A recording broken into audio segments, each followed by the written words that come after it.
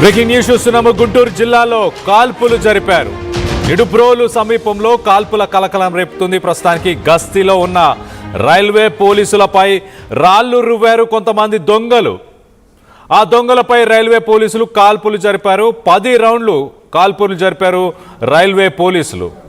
పోలీసుల కాల్పులతో పరారయ్యారు దొంగలు. అక్కడి నుంచి రైల్వే ట్రాక్ వెంబడి కాల్పులు జరిగే అవకాశం ఉందని వారం కిందటే రైల్వే డీఎస్పీ అక్కేశ్వరరావు హెచ్చరించారు.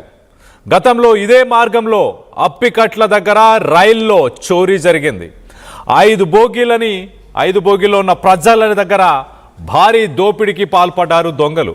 సో మొత్తం మీద ఆ రూట్లో గతంలో కూడా దొంగలు పాల్పడ్డారు దొంగతనానికి. రైల్వే బోగీలు 5 బోగీల్లో ఉన్న ప్రజల దగ్గర డబ్బు, బంగారం, విలువైన వస్తువులన్నీ కూడా లాక్కున్నారు. మొత్తం మీద మరొకసారి రైల్వే పోలీసులతో ఆ దొంగలు మరొకసారి దాడికి ప్రయత్నించినట్టు తెలుస్తుంది. రైల్వే పోలీసులు 10 రౌండ్ల కాల్పులు జరిపిన తర్వాత అక్కడి నుంచి ఆ దుండగులు పారిపోయినట్టు తెలుస్తుంది. దీనికి సంబంధించి ఒక్కసారి పోలీసుల మాటల్లోనే ఒక్కసారి వినే ప్రయత్నం చేద్దాం. అసలు ఏంటి ఈ దొంగలు, ఎలా ఈ దొంగతనాలు చేస్తూ ఉంటారు? గూడ్స్ ట్రైన్సా, లేకపోతే మామూలుగా సాధారణ ప్రజలు ట్రావెల్ చేసే ప్యాసింజర్, సూపర్ ఫాస్ట్ ఇలాంటి ట్రైన్స్ని కూడా టార్గెట్ చేస్తున్నారా?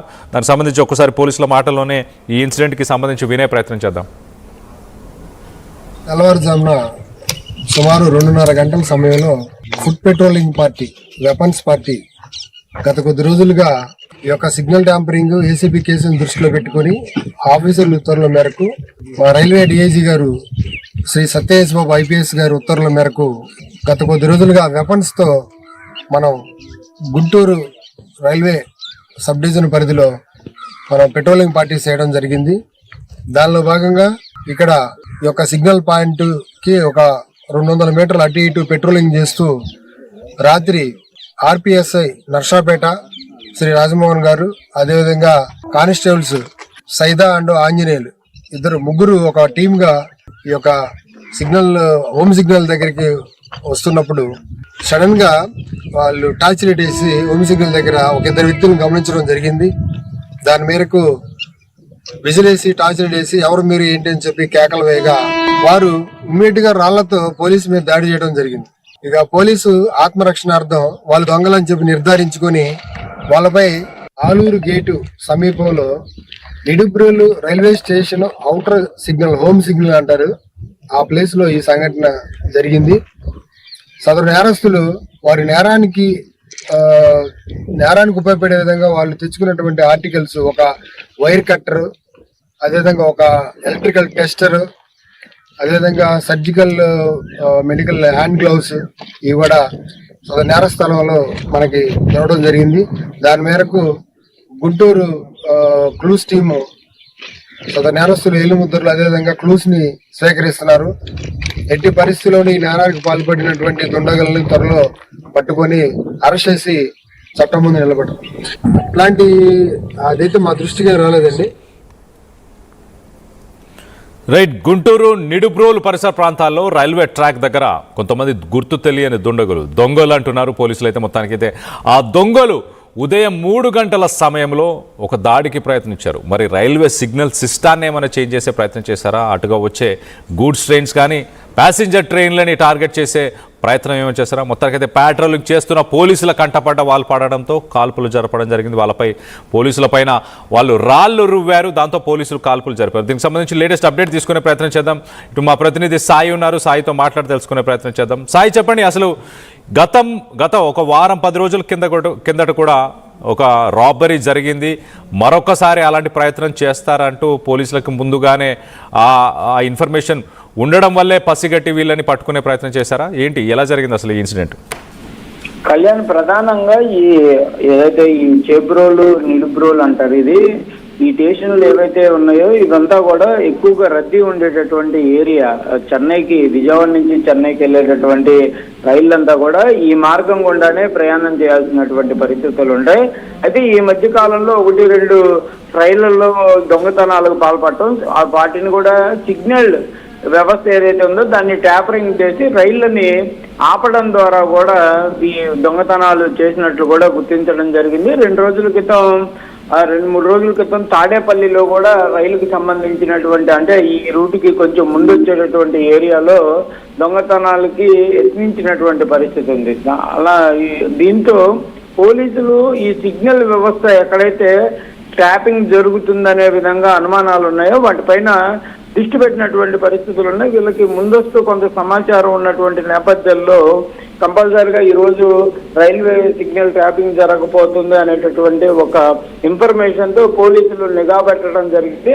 వాళ్ళ ఊహించినట్లే దుండగులు రైల్వే సిగ్నల్ వ్యవస్థకు సంబంధించినటువంటి ట్యాపింగ్ చేయడానికి 2 వ్యక్తులు ప్రయత్నించగా వారిపైన వెంటనే అక్కడ ఉన్నటువంటి ఈ రైల్వే పోలీసులు కూడా వాళ్ళ పైన పట్టుకునేటటువంటి ప్రయత్నం చేశారు. అయితే దాంతో వాళ్ళు రాళ్ళు పోలీసుల పైన కూడా రుబ్బినట్లు చెప్తున్నారు. దాంతో 10 రౌండ్లు పోలీసు అధికారులు యొక్క ఆదేశాలతో పోలీసులు అయితే కాల్పులు జరిగినట్లు కూడా తెలుస్తున్నటువంటి పరిస్థితి ఉంది. ఏదైనా కూడా సిగ్నల్ వ్యవస్థని ట్యాపింగ్ చేయడానికి అనేక మంది ఈ మధ్య కాలంలో ప్రయత్నిస్తున్నటువంటి పరిస్థితులు ఉన్నాయనే విధంగా కూడా రైల్వే పోలీసులు అయితే చెప్తున్నారు.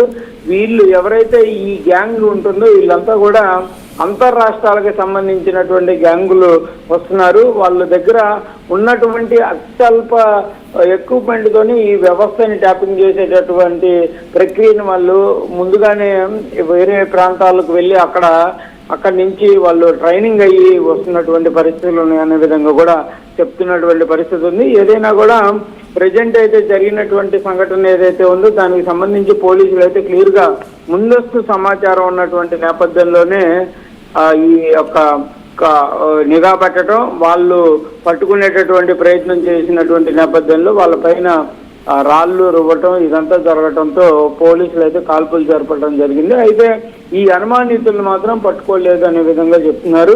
మరి కంపల్సరిగా ఈ రైల్వే రూట్ ఏదైతే ఉందో దీనిపైన కంపల్సరిగా దృష్టి పెడతామనే విధంగా కూడా ఆర్పిఎఫ్ వాళ్ళు అయితే చెప్తున్నటువంటి పరిస్థితి ఉంది. స్థానికంగా ఉన్నటువంటి పోలీసుల యొక్క సహకారం కూడా తీసుకుంటాము. రానున్న రోజుల్లో ముందస్తుగానే రైల్వే ట్రాకుల పైన ఎవరైతే అనుమానితులుగా ఉంటారో వాళ్ళని అదుపులోకి తీసుకునేటటువంటి పరిస్థితులు ఉంటాయనే విధంగా కూడా చెప్తున్నటువంటి పరిస్థితి ఉంది. ఏదైనా కూడా ఒక్కసారిగా ఉదయం సమయంలో జరిగినటువంటి సంఘటన అనేది ఆ ప్రాంతంలో ఉన్నటువంటి సామాన్య ప్రజలంతా కూడా ఒక్కసారిగా ఆందోళనకు గురైనటువంటి పరిస్థితులు. ఎందుకంటే కాల్పులు జరిపినటువంటి నేపథ్యంలో అవన్నీ కూడా గాల్లో కాలుస్తారు కాబట్టి అసలు ఏం జరుగుతుంది ఏంటనేది తెలియక స్థానికంగా ఉన్నటువంటి ప్రజలైతే ఇబ్బంది పడినటువంటి పరిస్థితులు ఉన్నాయి. తర్వాత ఆర్పిఎఫ్ వాళ్ళు వాళ్ళందరికీ కూడా ఒక క్లారిటీ ఇవ్వడం జరిగింది అనే విధంగా తెలుస్తుంది. అయితే ప్రజెంట్ ఈ సంఘటనకి సంబంధించినటువంటి జరిగినటువంటి ప్రాంతం ఏదైతే ఉందో దాన్ని ఈ రోజు అంతా కూడా పూర్తి స్థాయిలో క్షుణ్ణంగా పరిశీలిస్తాం. నిందితులు ఎవరైతే ఉన్నారో వాళ్ళు కంపల్సరీగా ఈ పొలాల ద్వారానే పరిగెత్తేటటువంటి ప్రయత్నం చేస్తారు కాబట్టి ఆ పొలాల నుంచి వెళ్ళేటటువంటి రూట్ ఏదైతే ఉందో వాటన్నిటిని కూడా సిఆర్పిఎఫ్ తో పాటు స్థానికంగా ఉన్నటువంటి పోలీసులతో చెక్ చేస్తామనే విధంగా కూడా చెప్తున్నటువంటి పరిస్థితులు ఉన్నాయి. Kalyan. Right Sai, thanks for the latest update. మొత్తం మీద గుంటూరు నిడుబ్రోలు పరిసర ప్రాంతాల్లో ఒక రైల్వే ట్రాక్ దగ్గర కొంతమంది గుర్తు తెలియని దుండకులు వైర్ కటర్స్ అలాగే మిగతా సామాగ్రిని తీసుకొని అక్కడ రైల్వే సిగ్నల్ సిస్టాన్ని కొంత చేంజ్ చేసే ప్రయత్నం చేస్తున్నట్టు మొత్తానికైతే జీఆర్పీ పోలీసులు, గవర్నమెంట్ రైల్వే పోలీసులు గుర్తించారు. ముందుగానే పసిగట్టారు. కొన్ని రోజుల కిందటే ఇలాంటి ఒక దారుణం అప్పికట్ల దగ్గర ఒక 5 బోగిల్లో ఉన్న ప్రజలని దోపిడీ చేసిన దొంగలు మొత్తానికైతే మరొకసారి అటెంప్ట్ చేసే అవకాశం ఉంటుంది అంటూ పోలీసులు ముందుగానే పసిగట్టి ప్యాట్రోలింగ్ చేస్తున్న సమయంలో ఈ దుండగులు ఆ వైర్ కట్టర్ ఇవన్నీ వాడుతూ ఒక రైల్వే సిగ్నల్ సిస్టాన్ని జామ్ చేసే ప్రయత్నం చేస్తున్న సమయంలో ఫైరింగ్ చేశారు. ఒక 10 రౌండ్స్ ఫైరింగ్ చేశారు. దానికి సంబంధించిన షెల్స్ అక్కడే ఉన్నాయి. ప్రస్తుతానికి ఒకసారి ఆ విజువల్స్ని కూడా చూద్దాం. దాని తర్వాత డీటెయిల్గా మాట్లాడుకుందాం. అసలు రైల్వే సిగ్నల్ సిస్టాన్ని మ్యానిపులేట్ చేసిన దాన్ని ఒకవేళ చేంజ్ చేస్తే దానివల్ల జరిగే నష్టాలు ఏంటి, పోలీసులు కాల్పులు జరిపేంతగా ఎందుకు ఈ ఇష్యూని అంత సీరియస్గా తీసుకున్నారు అనేది డీటెయిల్గా మాట్లాడుకునే ప్రయత్నం చేద్దాం. మొదటగా అక్కడ విజువల్స్ ఒక్కసారి చూద్దాం. అంటే ట్రైన్ కంటే కూడా పద్ధతే కదా, పెద్ద కుట్రకోవడం ఉన్నట్టుగా అనిపిస్తుంది మాకైతే. తెల్లవారుజామున 2:30 అప్పుడు జరిగింది ఘటన. మొత్తం 10 రౌండ్లు కాల్పులు జరిపారు. అసలు అదేం కాదన్న సిగ్నల్ ట్యాంపరింగ్ అంటే ట్రైన్ కంటే. రైట్, ఎగ్జాక్ట్లీ మనం చూడొచ్చు కాల్పులు జరిపిన ఆ రౌండ్స్, ఆ షెల్స్ అక్కడ ఉన్నాయి. ప్రస్తుతానికి ఆ కాల్పులు జరపడానికి గల కారణం ఏంటంటే రైల్వే సిస్టమ్ ఆ రైల్వే సిగ్నల్ సిస్టమ్ని మ్యానిపులేట్ చేస్తే ట్రైన్ యాక్సిడెంట్స్ జరిగే అవకాశం ఉంటుంది. అంటే అక్కడ స్టేషన్ లేకపోయినా అక్కడ ట్రైన్స్ ఆపాలంటూ ఎక్స్టర్నల్గా అంటే బయట వ్యక్తులే ప్రయత్నం చేయడం. ఒకవేళ ఆ రూట్లో ఒకవేళ ఒక ట్రైన్ని వాళ్ళు వితౌట్ రైల్వే ఇంటర్వెన్షన్ రైల్వే విభాగానికి సంబంధం లేకుండా ఒక ట్రైన్ ఆపితే వెనక వచ్చే మరొక ట్రైన్స్, ఎదురుగా వచ్చే ట్రైన్స్ కానీ వెనక నుంచి వచ్చే ట్రైన్స్ కానీ ఒక భారీ యాక్సిడెంట్ అయ్యే అవకాశం కూడా ఉంటుంది.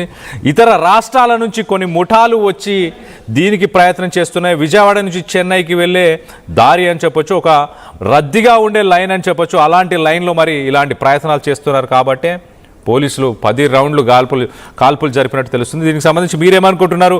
ఇతర రాష్ట్రాల నుంచి తెలుగు రాష్ట్రాలపైన ఈ మధ్య కాలంలో దొంగలు అటాక్స్ చేస్తున్నారా? కరీంనగర్లో జరిగిన పిఎంజే జ్యువెలరీ షాప్లో కూడా బీహార్ నుంచి ఒక గ్యాంగ్ వచ్చి అక్కడ కాల్పులు జరిపి బంగారాన్ని తీసుకెళ్లారు.